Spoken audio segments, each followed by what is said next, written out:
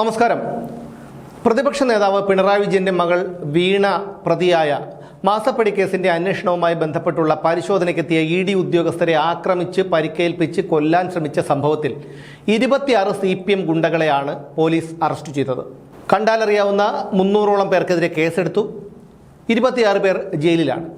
അതിൽ 2 പേർക്ക് ജാമ്യം കിട്ടി. ആദ്യം ജാമ്യം കിട്ടിയത് വിമൽ വിജയ് എന്ന് പറയുന്ന ഒരു SFI നേതാവിനാണ്.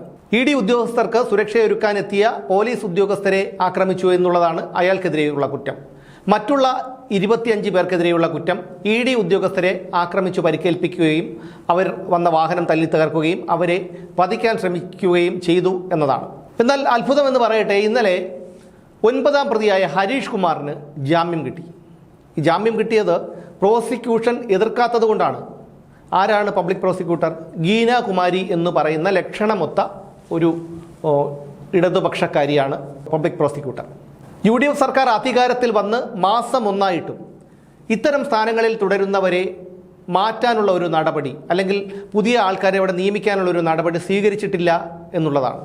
ഗീനാകുമാരി മുമ്പ് പല കേസുകളിൽ, അതായത് മേയറും ഡ്രൈവറും തമ്മിൽ, KSRTC ഡ്രൈവർ യദുവും തമ്മിലുള്ള വിഷയത്തിൽ പോലും അവരെടുത്ത നിലപാട് നമ്മൾ കണ്ടതാണ്. അതിൽ നിന്നൊക്കെ വ്യക്തമാണ് ഗീനാകുമാരിയുടെ രാഷ്ട്രീയം എന്താണെന്നുള്ളത്. ഇന്നലെ 9ാം പ്രതിയായ ഹരീഷിന് ജാമ്യം കിട്ടിയത് ഞെട്ടലോടുകൂടിയാണ് കേരളം കേട്ടത്. കാരണം ഇനി ഈ കാര്യം പറഞ്ഞ് ബാക്കിയുള്ള 24 പേർക്ക് ജാമ്യം കിട്ടുമോ എന്നുള്ള ആശങ്കയിലാണ് ജനങ്ങൾ. എങ്കിൽ ഇവർ ഇതൊന്നുമല്ല ഇവിടെ കാണിച്ചു കൂട്ടാൻ ഒരുങ്ങുന്നത്. 9ാം പ്രതിക്ക് ജാമ്യം കിട്ടിയ സംഭവത്തിൽ വീഴ്ച വരുത്തിയ പബ്ലിക് പ്രോസിക്യൂട്ടർ ഗീനാകുമാരിക്കെതിരെ നടപടി ആവശ്യപ്പെട്ടുകൊണ്ട് city police commissioner Arul RB Krishna director general of പ്രോസിക്യൂഷന് പരാതി നൽകിയിട്ടുണ്ട്. കേസിൽ സ്പെഷ്യൽ പബ്ലിക് പ്രോസിക്യൂട്ടറെ നിയമിക്കുന്നതിന് സംസ്ഥാന പോലീസ് മേധാവി വഴി സർക്കാരിനും പോലീസ് അപേക്ഷ സമർപ്പിച്ചിട്ടുണ്ട്. ആകെ 25 പ്രതികളുള്ള ഇ.ഡി. ആക്രമണ കേസിലെ 9ാം പ്രതിയാണ് കടകംപള്ളി സ്വദേശിയായ ഹരീഷ് കുമാർ. ഇയാൾക്കാണ് ബുധനാഴ്ച ജില്ലാ കോടതിയിൽ നിന്ന് ജാമ്യം കിട്ടിയതിൽ പ്രോസിക്യൂഷന് വീഴ്ച സംഭവിച്ചുവെന്ന് പോലീസ് കണ്ടെത്തിയിട്ടുള്ളത്. മജിസ്ട്രേറ്റ് കോടതി തള്ളിയ പ്രതിയുടെ ജാമ്യാപേക്ഷ ജില്ലാ കോടതിയിലെത്തിയപ്പോൾ ഇതിനെ എതിർത്തുകൊണ്ട് അന്വേഷണ ഉദ്യോഗസ്ഥനായ museum SHO R Prashanth report നൽകിയിരുന്നു. എന്നാൽ കേസിലെ അന്വേഷണം ഏകദേശം പൂർത്തിയായെന്നും പ്രതിയുടെ കസ്റ്റഡി ആവശ്യമില്ല എന്നുമാണ് ജാമ്യ ഹർജിയിലെ വാദത്തിനിടയിൽ പ്രോസിക്യൂട്ടർ കോടതിയെ അറിയിച്ചത്. ഈ കാര്യം കൂടി പരിഗണിച്ചുകൊണ്ടാണ് പ്രതിക്ക് ജാമ്യം നൽകുന്നതെന്ന് കോടതി ഉത്തരവിൽ വ്യക്തമാക്കിയിട്ടുമുണ്ട്. മെയ് 27 ആക്രമണം നടന്നത്. 27 ദിവസത്തിന് ശേഷമാണ് 9ാം പ്രതിയായ ഹരീഷിന് ജാമ്യം കിട്ടിയത്. കേസിൽ പ്രതികളിലൊരാൾക്ക് ജാമ്യം ലഭിക്കുന്നത് ഇതാദ്യമായിട്ടാണ്. മറ്റൊരാൾക്ക് ജാമ്യം ലഭിച്ചത് പോലീസിനെ ആക്രമിച്ചതുമായി ബന്ധപ്പെട്ടാണ്. മറ്റ് 24 പേരും റിമാൻഡിലാണ്.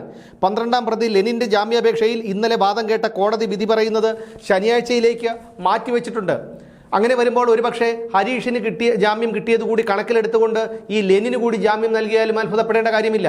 ഇങ്ങനെ ഓരോരുത്തരായി ജയിലിൽ നിന്ന് ഇറങ്ങി വരും. ഇങ്ങനെ ഇറങ്ങി വന്നാലോ ഇവർക്കൊക്കെ വീരപരിവേഷമായിരിക്കും ഉണ്ടായിരിക്കുക. കേന്ദ്ര ഏജൻസി ഉദ്യോഗസ്ഥരെ ആക്രമിക്കുക, അവരെ കൊല്ലാൻ ശ്രമിക്കുക, അവർ വന്ന വാഹനം തല്ലി തകർക്കുക. തലയ്ക്ക് വെളിയുള്ള ഏതെങ്കിലും ഒരു മനുഷ്യൻ ചെയ്യുന്ന പ്രവൃത്തിയാണോ ഇത്? കേന്ദ്ര അന്വേഷണ ഉദ്യോഗസ്ഥർക്ക് നേരെയാണ് ഇത്തരത്തിലുള്ള ആക്രമണം നടത്തിയതെങ്കിൽ സാധാരണക്കാരായ നമ്മളെയൊക്കെ ഈ മനുഷ്യമൃഗങ്ങൾ വെറുതെ വിടുമെന്ന് നിങ്ങൾ കരുതുന്നുണ്ടോ?